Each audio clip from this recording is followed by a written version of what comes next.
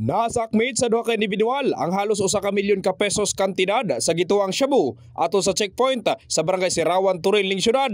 Gilaman dinakpan nga sila alias Invensor, 45 anyos, driver nga residente sa Catalunan Grande, og alias Christopher, 42 anyos, minyo nga residente sa Ikulan, Davao City. Naharang ang duha ka suspek sa masakop sa Task Force Davao og Turil Police Station sakay sa kotse pasado las 2 sa kadlawon Enero 20, 2025. Atol sa plain view inspection nakuha sa otoridad ang nagkadayang gidakon nga pakete sa shabu nga mobalor sa kinatibukang 818,720 pesos gikan sa usa ka open shade case nga color itom. Balhog na karon sa Turil Police Station ang maong dinakpan ug hikay na ang pagpasaka og kasong paglapas sa Comprehensive Dangerous Drugs Act of 2002 batok kanila. In the heart of changing lives, kini si Brigada Gibmaing sa 93.1 Brigada News FM Davao, The Music News Authority.